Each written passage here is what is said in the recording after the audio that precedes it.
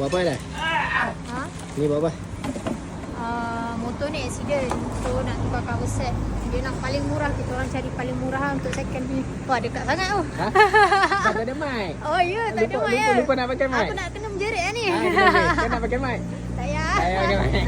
Okey, dah buat kerja. Sebab dia kata dia student. Tak tahu, tengok lah Zul bagi harga berapa. Kalau murah, murah lah. Rezeki dia. Rezeki lah. Kau ni. Apa bang? Lampu. Tak ada pakai apa? Tak ada apa-apa, cuma itu je. Oh ini. Pakai ini. Sintetik. Ini semi-sintetik. Semi sintetik. Motor apa ni ah?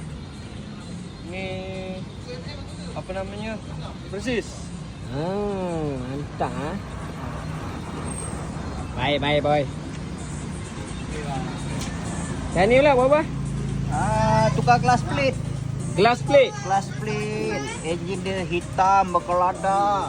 Ni ah. Ni baru lepas cuci sikit bagi tak nampak hitam lah. Teguk tadi hitam. Teguk hitam. Hitam legam. Hitam legam ah. Okay, kita tengok Zul. Main sabun lah. Ha? Main sabun. Apa lah, tengah-tengah malam ni hujan ni sejuk.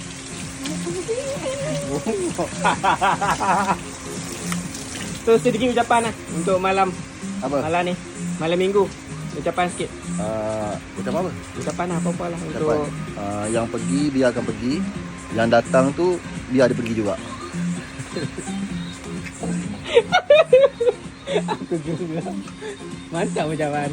So guys, boleh main video shop kan buka sampai motor habis lah.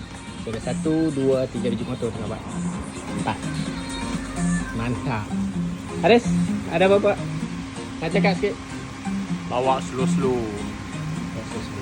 Jangan buat laju-laju, bahaya. Tu je. Mantap.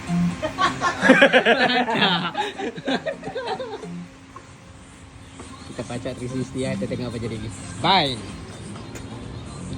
MPB Watch.